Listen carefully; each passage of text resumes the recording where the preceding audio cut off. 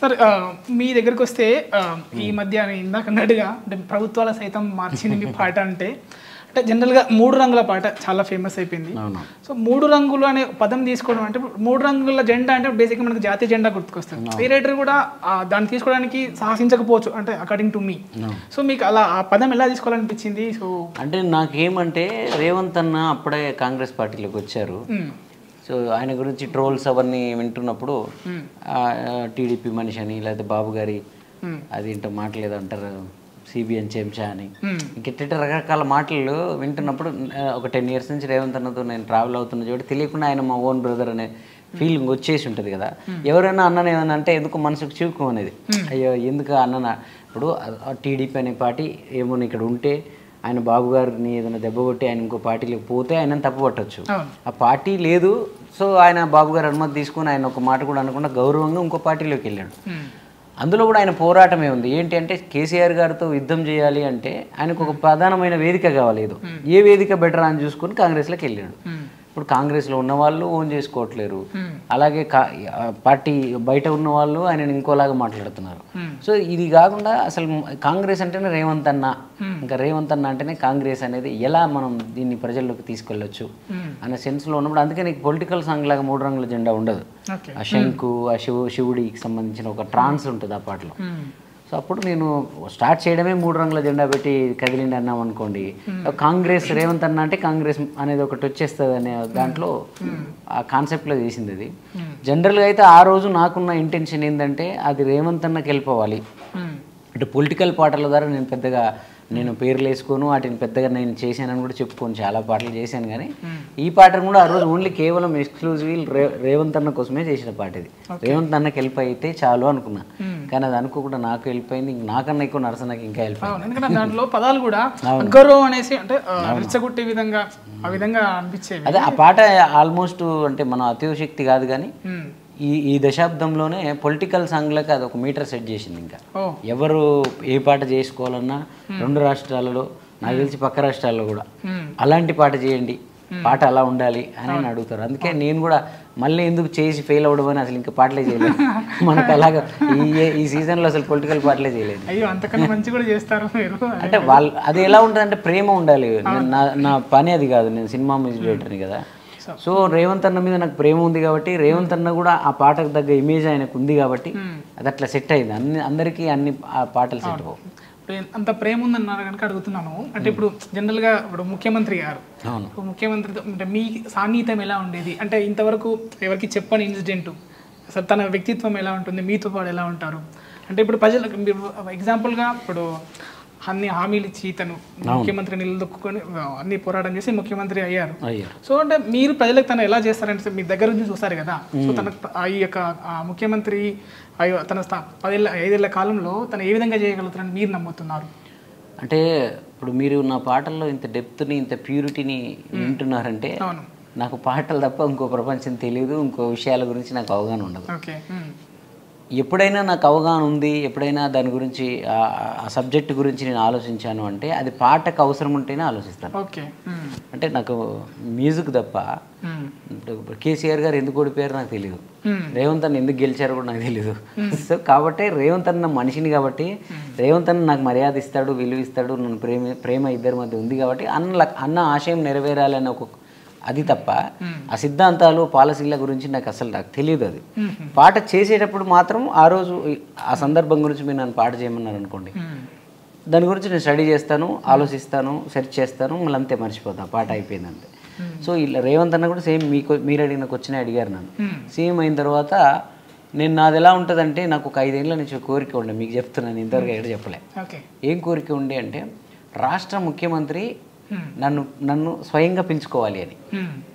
రాష్ట్ర ముఖ్యమంత్రి, ఒక ముఖ్యమంత్రి స్థానంలో ఉన్న ఒక వ్యక్తి ఇప్పుడు మనం వెళ్ళొచ్చు, ఎవరో ఒకరి ద్వారా మంత్రి ద్వారానో ఒకరి ద్వారా సచివాలయంలో ఒక ప్రగతి భవన్లోకి వెళ్ళి ఒక ఫోటో దిగడం పెద్ద నాకు మ్యాటర్ ఏం కాదు.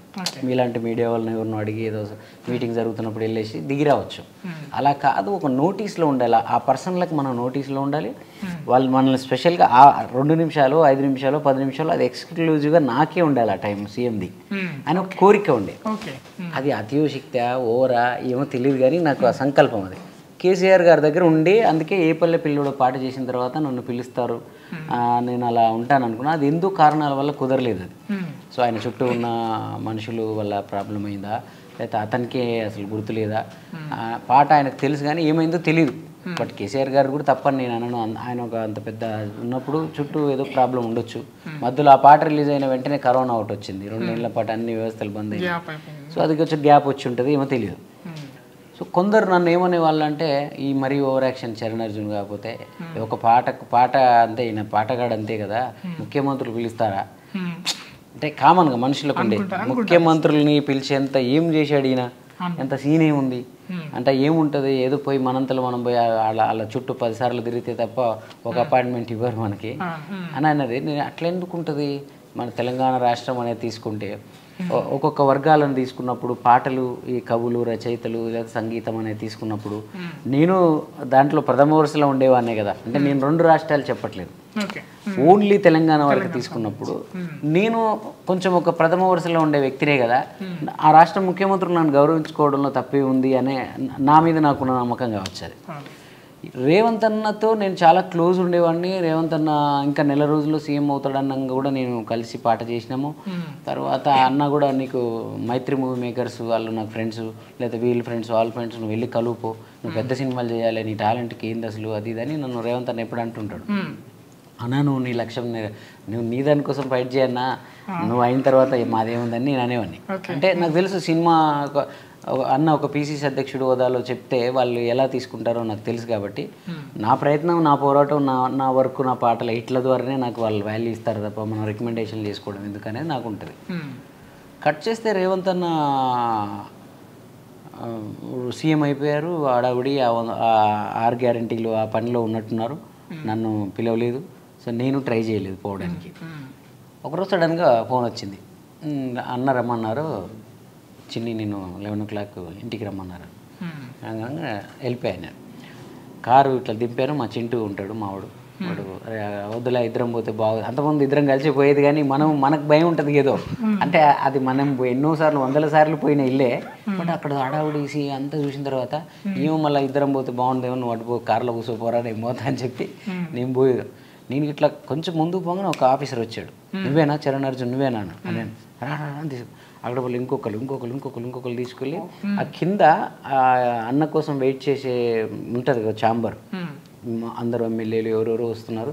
నేను అనుకున్నాను మనం ఇక్కడ కూర్చుంటాము, మన టర్న్ వచ్చినప్పుడు మనం పిలుస్తారు, ఒక 5 నిమిషాలు మాట్లాడతారేమో నాతో అన్న. టక్కున కిందికి ఫోన్ వచ్చింది, చిన్నిని కింద ఎందుకు కూర్చోబెట్టారు, ఇంట్లో పైకి పంపించండి అన్నారు. అంటే పైన ఎప్పుడు నేను రేవంత్ అన్న కూర్చొని పాటలు కంపోజ్ చేసుకుని ఒక రూమ్ ఉంటుంది, ఆ రూమ్లోకి వెళ్ళాను. ఆ రూమ్లోకి వెళ్ళి కూర్చున్నాను, ఒక్కనే కూర్చున్నాను. అన్న లోపల తింటున్నారు, మరి ఏమో తెలియదు. నార్మల్గా ఎప్పుడు పోయిన ఇల్లు అందులోకి వెళ్తుంటే నేను మళ్ళీ నాకే మొహమాటం వేసి లాన్ వైపు వెళ్తున్నాను. ఆ టీ ఇచ్చేవాడు ఒకడు ఉంటాడు, అది ఎప్పుడు చూసి ఉంటాడు కదా 10 ఏళ్లలో నన్ను ఎప్పుడు, ఏమన్నా గిలా కూర్చోనా నువ్వు గడిపోతావే, నేను కొత్త నువ్వు పాటలు గీటలు అన్నీ చేసినోడు మీద ఇక్కడ కూర్చో అన్నాడు అని. నేను లోపలికి వెళ్ళి కూర్చున్నాను. అంటే రేవంత్ అన్న గొప్పతనం చూడండి, వాళ్ళే ఉన్నారు. ఇంకా ఆయన సీఎం అయినా కానీ ఆ 10 ఏళ్ళ నుంచి ఆయన చుట్టూ ఎవరున్నారో వాళ్ళే ఉన్నారు అక్కడ. నేను ఇంట్లో ఆ రూమ్లో కూర్చున్నా, నాకేమనిపించలే, ఎప్పుడు వచ్చినట్టే రేవంత్ అన్న ఇంటికి వచ్చినట్టే ఉంది. ఇంకా 5 minutesలో రేవంత్ అన్న వస్తాడనగా ఒక వైబ్రేషన్ స్టార్ట్ అయింది నాకు. ఏమైందంటే ఒక రాష్ట్ర ముఖ్యమంత్రి ఇప్పుడు ఈ రూమ్లోకి నా కోసమే వస్తాడు. మీకు అర్థమైందా? ఇక్కడ ఇంకెవరో 10 మంది లేరు, వాళ్ళందరిని కలుస్తూ క్రమంలో నన్ను కలవడానికి రావట్లేడు, లేకపోతే నేను ఆయన రూమ్లోకి నేను వెళ్ళట్లేదు. ఈ 5 minutesలో ఇంకొక 5 minutesలో ఈ రూమ్లోకి ఇంకా నేను తప్ప ఇక్కడ ఎవరు లేరు, నా కోసమే వస్తాడు ఆయన. సో ఒళ్ళు కొంచెం పులకరించింది. అంటే నేను ఏదైతే ఒక రాష్ట్ర ముఖ్యమంత్రులు స్వయంగా పిలుచుకోవాలని నేను కోరుకున్నానో ఆ సంకల్పం ఏ రేంజ్లో నెరవేరిందో చూడండి. పిలుచుకోవడం అంటే నేను అందరితో పాటు షిట్టీలు ఇచ్చి ఇక చిన్ని రమ్మను అని అనలే, సపరేట్గా నాకు టైం వచ్చి కూర్చోగానే ఆయన మొట్టమొదట మీరన్న మాటే అడిగారు, నేను పరిపాలన బాగానే చేస్తున్నానా, ఏమన్నా ఏంటి చిన్ని నీ సలహాలు సూచనలు ఏంటి. అసలు నాకు అర్థం కాలేదు, నాకు అంత స్థాయి ఇచ్చారా అన్న ఏంటి. నేను ఒక రాష్ట్ర ప్రభుత్వం సరే ఆయన ఎన్నో స్టడీ చేసి ఎంతో యుద్ధం చేసి ఈ రాష్ట్రం ఆయనకి ఎన్నో ఆలోచనలు అద్భుతమైన ఆశయాలు ఒక గొప్ప విజనరీ లీడర్ దగ్గర పనిచేసిన వ్యక్తి. సో ఇంకొక ఒక గొప్ప లీడర్తో ఫైట్ చేసి గెలిచిన వ్యక్తి.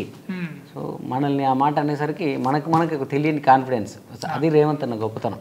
అంటే పక్కన ఉన్న వాళ్ళని అందరిని కూడా 3 గంటలు కూర్చున్నారు నాతో. 3 గంటలు అంటే వేరే వాళ్ళు కలవడానికి వచ్చినా కూడా నువ్వు ఇంట్లో మనిషి నీకెందుకు కూర్చో, వాళ్ళు మాట్లాడతారని వేరే వేరే విషయాలు మాట్లాడుతున్నా కూడా నేను అక్కడే కూర్చొని కిందికి దిగుతుంటే మొత్తం పిఏ గిఏ అక్కడ ఉన్న వాళ్ళందరూ పట్ట నా దగ్గరకు వచ్చి సీఎంతో ఇంతసేపు కూర్చున్నాడే కూడా రాయి అని చెప్పి ఇంకా నా నెంబర్లు అడగడం అందరూ, సీఎం గారు ఎప్పుడు నేను ఫోన్ చేయమంటారో తెలియదు. అంటే నాకు ఎంత ఆనందం వేసిందంటే ఆ రోజు, అంటే అంతకుముందు కూడా ఉండేది బట్ దానికన్నా 100 రెట్లు ఎక్కువ నాకు రేవంత్ అన్న ఆ రోజు అది ఇచ్చాడు. ఆ రిసీవింగ్ నాకు అనిపించింది ఏమో చేయాల్సిన అవసరం లేదు ఇంకా మనకు ఎవరు. సో ఈరోజు 3 రంగుల జెండా అనే పాట తోటి మనకు అంటే ఒక స్టార్ హీరోతే ఒక సినిమాలో ఇట్టు కొడితే ఒక పాటకి ఎంత పేరు వస్తుందో అంత 100 రెట్లు ఇచ్చిన నా స్టార్ హీరో రేవంత్ అన్న అయిపోయారు. సో అలాగే మనల్ని అంత గౌరవించడం, ఒక ముఖ్యమంత్రికి బాగా సన్నిహితుడు అనే పేరే ఈరోజు నాకు చాలా మందిలో విలువ తీసుకొచ్చింది. తప్పకుండా అది. సో కాబట్టి నాకు ఇదంతా మీకు ఎందుకు చెప్పానంటే, నాకు ఈ రేవంత్ అన్న పరిపాలన ఎలా ఉందని మీరు అడిగినారు కాబట్టి, ఇంత రియాలిటీ ఉన్న వ్యక్తి అంటే నేను అంతమంది పాటల్లో ఊహించుకొని రాసి ఉండొచ్చు, ఇలా ఉంటే బాగుంటుందని చెప్పి ఉండొచ్చు, నా థాట్స్ అయి ఉండొచ్చు. కానీ నిజంలో నేనే కళ్ళతో చూసిన ఆ రోజు కూడా మళ్ళీ అన్నాడు ఆయన, ముఖ్యమంత్రి హోదాలో ఇప్పుడైనా నేను ఏ హీరోకి ఫోన్ చేయాలి, ఏ ప్రొడ్యూసర్ ఫోన్ చేయాలి, ఏ డైరెక్టర్ ఫోన్ చేయాలి నీ గురించి అన్నాడు సినిమా కోసం. అయితే పీసీసీ అప్పుడు అన్నాడు కదా, అప్పుడు పీసీసీ అన్నావు కదా, ఇప్పుడు సీఎంని కదా నేను, ఇప్పుడు ఎవరు చేయాలి చెప్పు అన్నాడు. అన్నా కూడా నేను మళ్ళీ ఏం చెప్పానంటే, అన్న వాళ్ళు నా ప్రతిభను బట్టి అవకాశాలను బట్టి వస్తారు, వాళ్ళందరికీ నేను తెలిసి సినిమా ఇండస్ట్రీలో నేను తెలియని వాళ్ళు ఎవరు లేరు, నేను వెళ్తే ఎవరైనా రిసీవ్ చేసుకుంటారు. కానీ ఒక అవకాశం ఇవ్వాలంటే దానికి లెక్క ఉంటుంది.